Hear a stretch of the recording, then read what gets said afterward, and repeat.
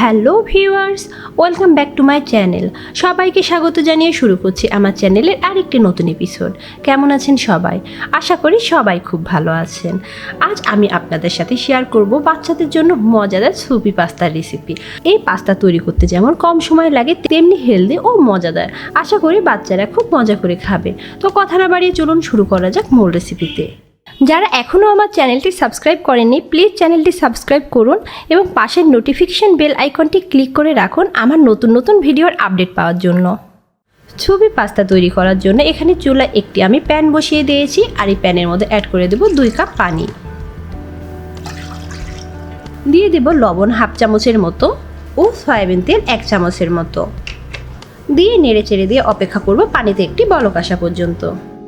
পানিতে বলক চলে এসেছে, এই পর্যায়ে অ্যাড করে দেব আমি পাস্তা। এখানে আমি হাফ কাপ পেনে পাস্তা নিয়ে নিয়েছি আর পাস্তার সাইজগুলো কিন্তু ছোট ছোট। এরকম ছোট সাইজের পাস্তাগুলো কিন্তু বাজারে কিনতেই পাওয়া যায় আর ছোট সাইজের পাস্তাগুলো বাচ্চাদের খেতেও সুবিধা হয় এবং বাচ্চারাও পছন্দ করে। আমি পাস্তা অ্যাড করে দিলাম, এখন অপেক্ষা করব পাস্তাগুলো সেদ্ধ হওয়া পর্যন্ত। পাস্তাগুলোর সাইজ যেহেতু ছোট, এই পাস্তাগুলো সেদ্ধ হতে কিন্তু বেশি টাইম লাগবে না, 3 থেকে 4 মিনিট টাইম লাগবে পাস্তাগুলো সেদ্ধ হতে। পাস্তা আমি 3 মিনিটের মতো সিদ্ধ করে নিয়েছি আর এই 3 মিনিটে কিন্তু পাস্তা একদম ভালোভাবে সেদ্ধ হয়ে গিয়েছে।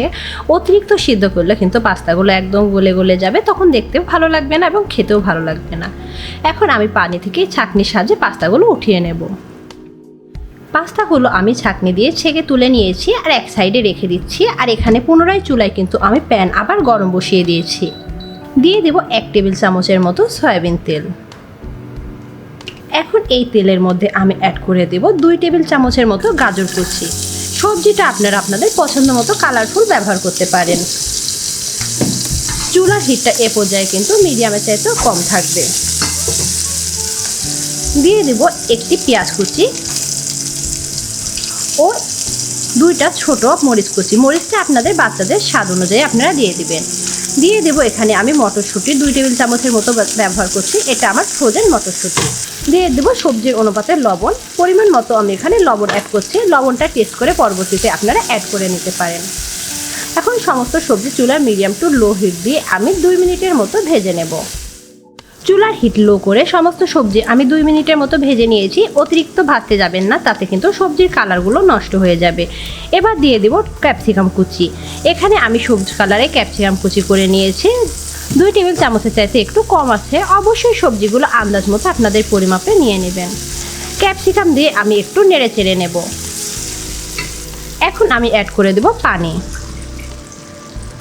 অ্যাড করে দিলাম 2 কাপ পানি। 2 কাপ পানি অ্যাড করে দিয়েছি। এখন ঢাকনা দিয়ে দেব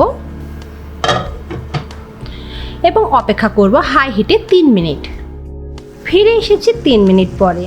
এই 3 মিনিটের সবজিগুলো কিন্তু মোটামুটি সিদ্ধ হয়ে গিয়েছে। আজ আমি যে সবজিগুলো ইউজ করছি সেগুলো কিন্তু সিদ্ধ হতে টাইম লাগে না এবং কাঁচাই খাওয়া যায়।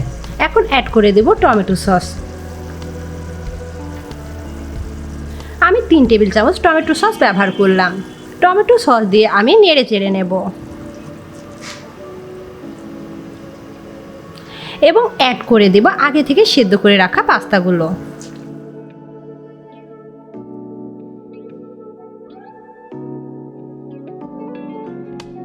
পাস্তা দিয়ে এখন অপেক্ষা করব বলক আসা পর্যন্ত।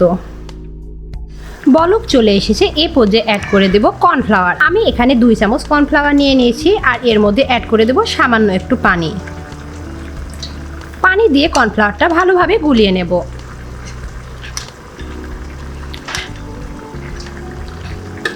আমি প্রথমে হাফ কর্নফ্লাওয়ার দেব এবং নেড়ে চেড়ে নেব।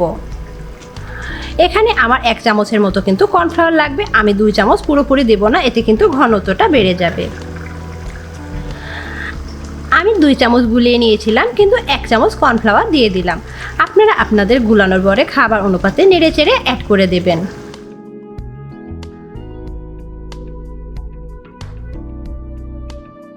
এখানে একটি ডিমের সাদা অংশ কিন্তু আমি আগে থেকে ফেটে নিয়েছি। আমি ডিমের কুসুম ইউজ করছি না, এই স্যুপে আমি ডিমের সাদা অংশটাই ব্যবহার করব।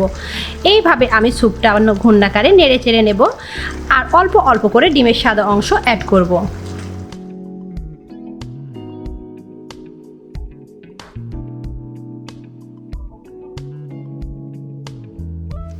আমি 1 একইভাবে ঘূর্ণাকারে ঘুরিয়ে নিয়েছি আর ডিমের সাদা অংশটা অ্যাড করে নিয়েছি। আর ডিমের সাদা অংশ অ্যাড করার পরে বেশিক্ষণ কিন্তু স্যুপ রান্না করা যাবে না, সেক্ষেত্রে কিন্তু ডিমটা শক্ত হয়ে যাবে। আমার স্যুপ রান্না কিন্তু রেডি। আর এই স্যুপ রান্না করতে বেশি সময় লাগে না। আর এই পর্যায়ে আপনারা অবশ্যই লবণটা টেস্ট করে নেবেন, লবণ কম হলে এক্ষেত্রে আপনারা লবণ অ্যাড করে নেবেন। রেডি হয়ে গেল বাচ্চাদের মজাদার পাস্তা স্যুপ। আর দেখতেই পাচ্ছেন এই পাস্তা স্যুপ তৈরি করতে কিন্তু 10 মিনিটও সময় লাগে না, আর যথেষ্ট ইয়ামি এবং পুষ্টিকর। বাসার ছোট থেকে বড় কিন্তু সকলে এই পাস্তা স্যুপটা খেতে পারবে। তো আশা করি আজকের এই পাস্তা স্যুপ রেসিপিটি আপনাদের ভালো লাগবে। আর ভিডিওটি যদি আপনাদের ভালো লেগে থাকে প্লিজ ভিডিওটি আপনাদের ফ্রেন্ডস অ্যান্ড ফ্যামিলির মধ্যে শেয়ার করবেন এবং ভিডিওতে লাইক কমেন্ট করে আমার পাশে থাকবেন। ধন্যবাদ।